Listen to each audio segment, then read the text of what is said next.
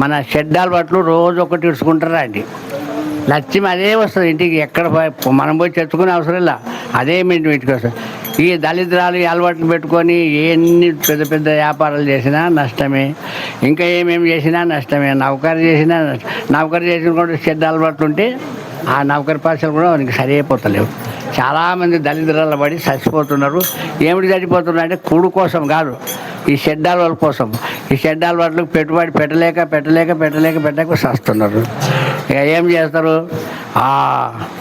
ఏం చెల్లా నువ్వు కందూరు చేసుకొని పిలువ భాష వెళ్ళండి, తాగుబోతులను పిలవరు కదా. ఏమమ్మా ఇప్పుడే నేను కనపడకుండా అయితేనేమో రా అన్న, నేను పిలవాలనుకో దేశ మర్చిపోయినాను. ఈ ఆడక అందరూ చేస్తే వాళ్ళందరూ అడిగి వస్తారు. ఓ ఏం కిష్టపో బావో, ఏమో ఇక్కడ వచ్చినావా? నాకు ఎరుకుంది, తునకలకు వచ్చినావు. ఇక పెద్ద కథ చేస్తారు ఆడ, మామూలు కథ కాదు. ఇక అది ఆడ చెప్తాం కానీ సద్గురు మహారాజ్కి అది సాంఖ్యపాట పాడుతున్నా. మూడు ముల్లాబాయిలోనా మూడు ముల్లాబాయిలోనా 6 గన్నుల చేప పుట్టే 6 గన్నుల చేప పుట్టే మూల మెరిగి గల మెయ్యన్న యాగంటి లింగా మూల మెరిగి గల మెయ్యన్న మూల మెరిగి గల మెయ్యన్న యాగంటి లింగా మూల మెరిగి గల మెయ్యన్న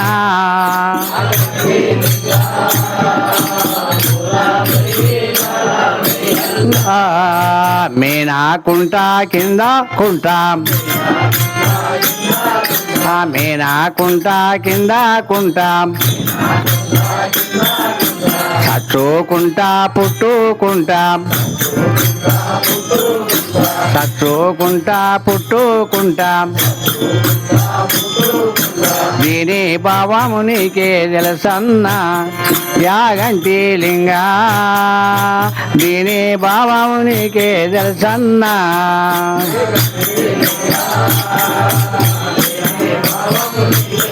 సన్నా యాగంటి లింగా దీని భావము నీకే తెలుసన్నా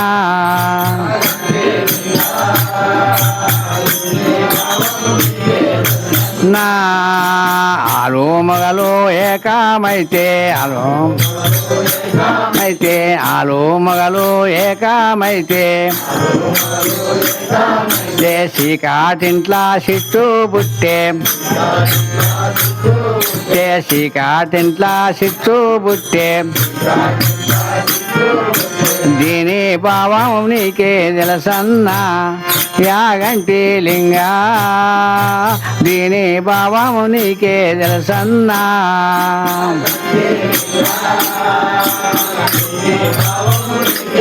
సన్నా యాగంటి లింగా దీని భావము నీకే తెలుసన్నా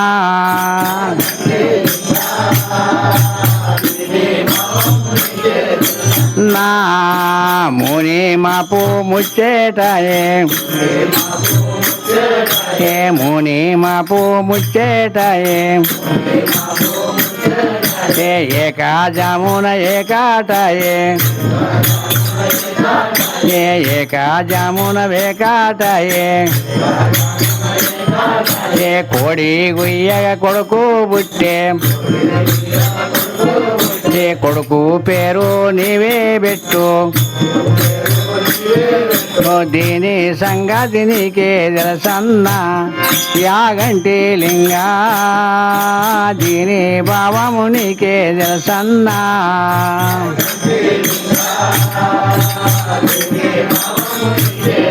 అన్నా రెక్క ముక్క లేని పచ్చి రెక్క ముక్క లేని పచ్చి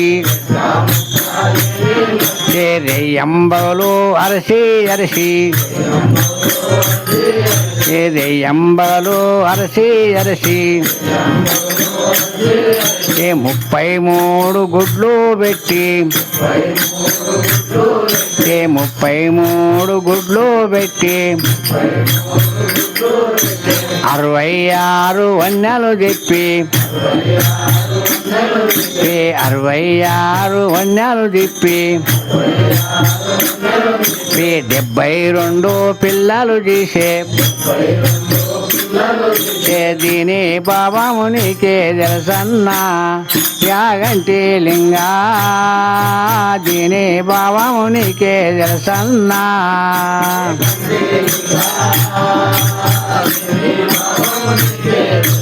నా ఎర్రామాను ఒడ్డు కింద నా ఎర్రామాను ఒడ్డు కింద 8 ఊడాలు ఊగే 8 ఊడాలు ఊగే ఊడా ఊడా ఎనికి చూడు ఇప్పుడు ఊడా ఊడాలెనికి చూడు ఓ ఎగము జగము ఆగు పాడు దీని బాబామునికే తెలుసన్నా యాగంటి లింగా దీని బాబామునికే తెలుసన్నా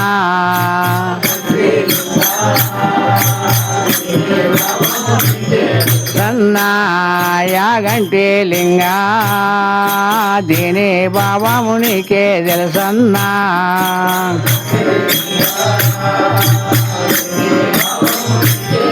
సన్నా నల్లాగుంటా నట్ట నడుమా మా నల్లాగుంటా నట్ట నడుమా తెల్ల దంబెర పూత పూసే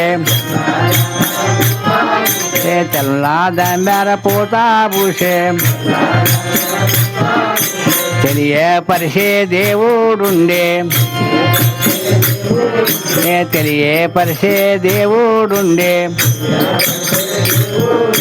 దీని బాబామునికే తెలుసన్నా యాగంటి లింగా దీని బాబామునికే తెలుసన్నా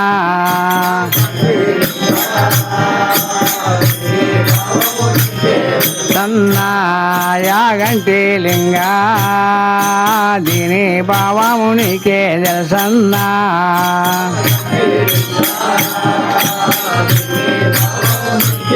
సన్నా కోయిలమ్మ కూత కొట్టే కోయిలమ్మ కూత కొట్టే కోడే తాసు తల్లాడిల్లే కోడే తాసు తల్లాడిల్లే ఓగో వంపు లేక మాయే ఓగో వంపు లేక మాయే దీని బాబామునికే తెలుసన్నా యాగంటి లింగా దీని బాబామునికే తెలుసన్నా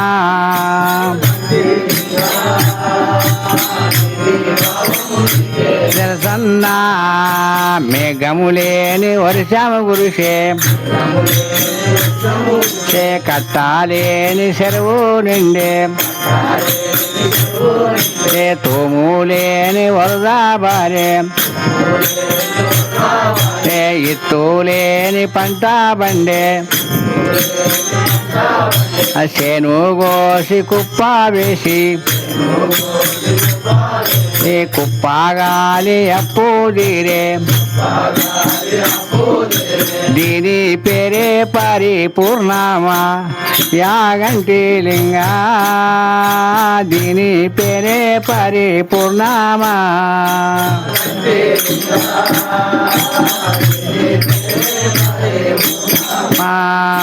మూడు ముల్ల బాయిలోన 6 గన్నుల చేప పుట్టే మూల మెరిగి గల మెయ్యన్న యాగంటి లింగా మూలమెరి గలమె అన్నా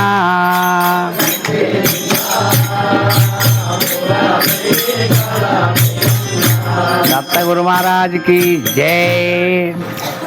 ఇప్పుడు బోధ తీసుకున్న సంగతి విడిచిపెట్టు. వాళ్ళు ఎట్లా మురుగులు పడ్డారు, కుర్చీలు పడ్డారు, వాళ్ళు మునుగుతారు వస్తారు. కానీ బోధ తీసుకున్న గతి ఏం కావాలి? ఇందులో ఎన్నో మలుపులు, ఎన్నో త్యాగాలు, ఎన్ని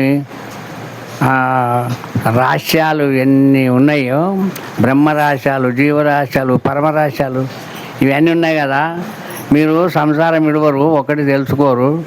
సంసారం చేయాలి మంచిదే, కానీ సంసారం చేయాలి, ఇది తెలుసుకోవాలి. అందుకే రాజయోగి అంటే అది. అయితే ఎన్నో రహస్యాలు ఉన్నాయి. నీడలేని దేవుని తెలుసుకోవాలి, అది గురువు చూపిస్తాడు. ఒకటి నీడలేని దేవుని చూపిస్తాడు, గగన స్వరూపాన్ని చూపిస్తాడు, గగన స్వరూపాన్ని చూపిస్తాడు. మబ్బుటింట్లో దగ్గున మండెరా, మన మబ్బుటింట్లో దగ్గర ఎట్లా మండుతుంది అది తెలవలేదు.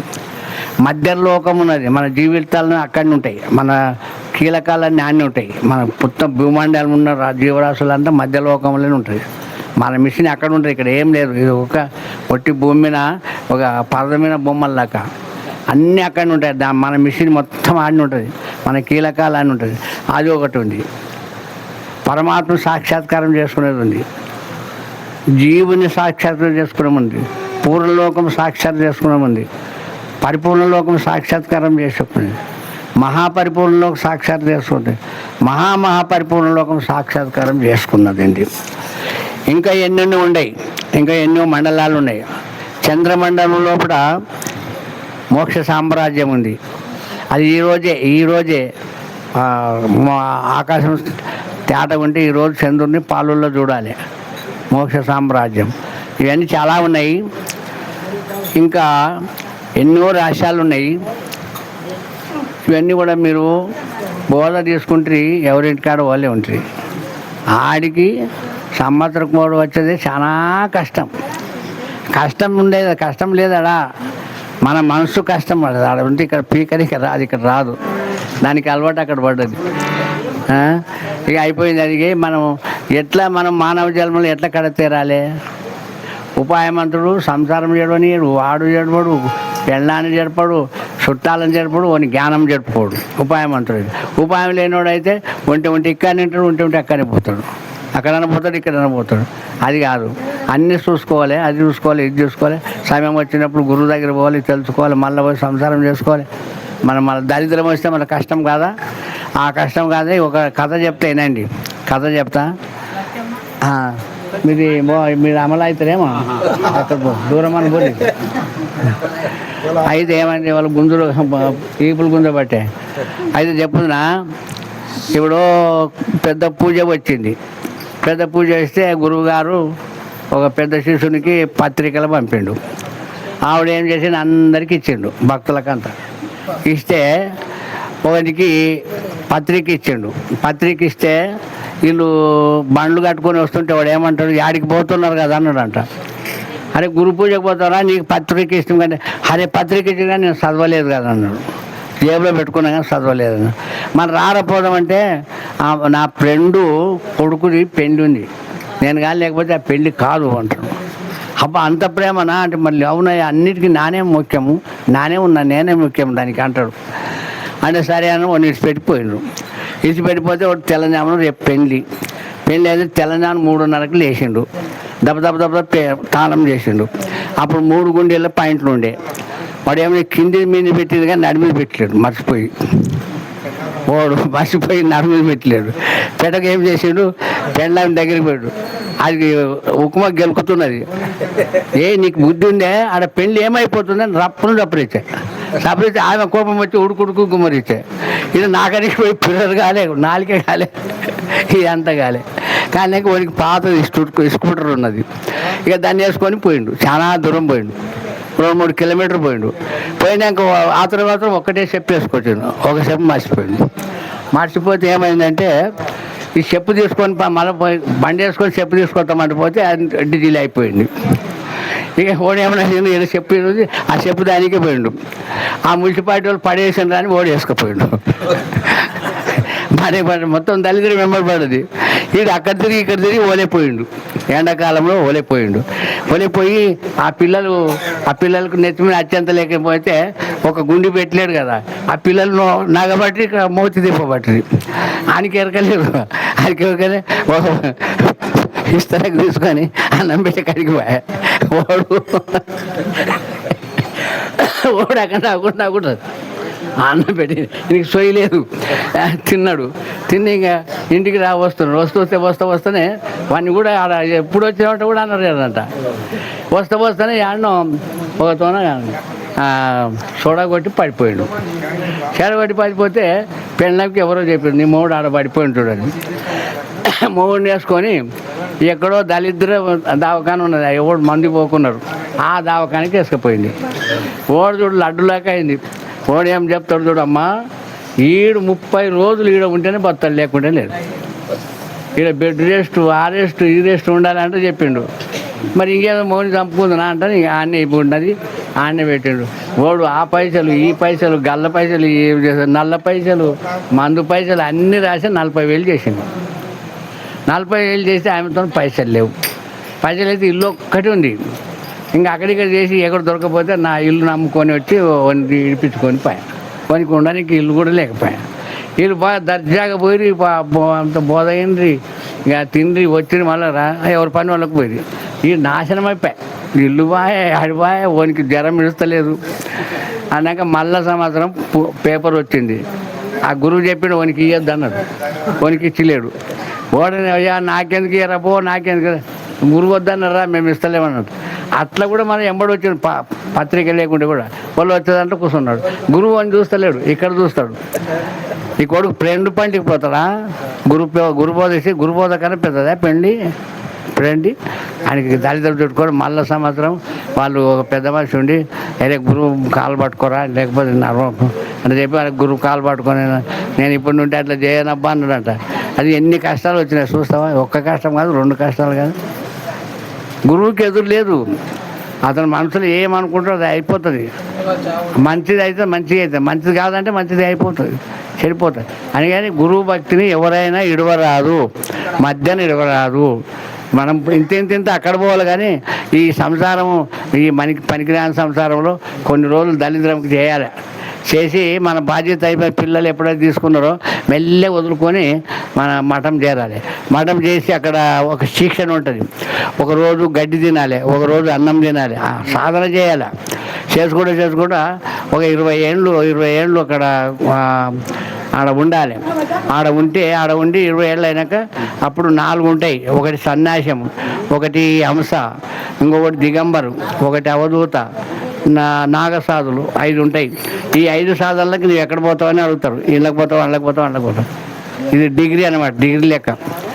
ఆడికి పోయినాక సన్యాసికి పోతాడు, దిగంబరికి పోతాడు, అవధూతకు పోయేటోడు, హంసకు పోయేటోడు, అమ్మకు పోతాడు. ఇలా 4 రకాలు ఉంటాయి. 4 సాధనలు, ఒక్కొక్క సాధన ఒక అలాగ ఉంటాయి. మనం ఆడికి పోయేటాలకు ఇది అంటే అప్పుడు సన్యాసి కానీ ఎదికని పోయేటప్పుడు భార్య భర్త ఉండరాదు, ఈడిపోవాలి. వనాశ్రమంలో 20 ఏళ్ళు ఉండాలి కలిసి, కానీ ఆడ నుండి మళ్ళీ ఈడిపోవాలి. సన్యాసిది ఎట్లుంటుందంటే రోజు ఒక ఊళ్ళో పండుకోవాలి, పండుకోరాదు. వాళ్ళకి బోధ చెప్తుండాలి. ఎంత సుఖం ఉన్నా కూడా రోజు ఒక ఊళ్ళో పండుకోవాలి. ఇక ఊసి వెళ్ళిపోవాలి. వాడు సచ్చినది ఏమైనా కానీ పద్ధతి తెలవద్దు. ఎవరు చుట్టాలు రారాదు, పలానా దగ్గర సచ్చిందని తెలవరాదు, వాని గోరి ఉండరాదు. అంటే దాని లెక్క అంత శిక్షణ ఉండదు. సన్యాసి అంటే సన్యాసి కాదు. ఇవన్నీ చేసేటట్లయితే మనం ఇవన్నీ చేయని కదా చేత ఇవే చేయరు. అరే రాజ్యయోగం చేయరా, పిల్లలు చూసుకుంటా, అది చూసుకుంటా, గురుబోధన మంచిగా తెలుసుకోరంటే అది అస్సలు అన్నుడి జరగదు.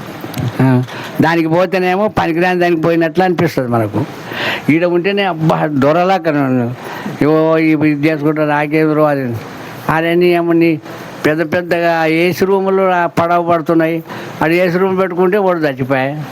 ఆ ఏసీ రూమ్లో ఎవడు పడుకుంటారు? ఈ చచ్చినోడు ఆడ కొన్ని గాలి ఉంటుంది ఆడ, లేకుంటే తెల్లారు లేపేది, దొబ్బేది, తన్నేది, అది కనపడకుండా ఉంటుంది.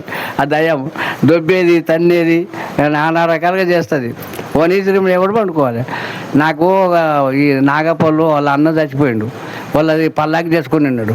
ఆ పల్లాకి అది గదే పల్లాకి. అయితే అది రోజు ఎత్తేసేసారు. ఎత్తేసేస్తే ఇదంతా బాగాలేదని ఇక వీళ్ళు అక్కదే ఎత్తేసి నాకు దానం ఇచ్చారు, నేను తెచ్చుకున్నా. మనం ఎత్తేది అది నా దగ్గరికి ఎట్లా వస్తుంది అది, అట్లా ఉంటుంది. సద్గురు మహారాజ్కి జై. మన సాయిబీడ దాగురి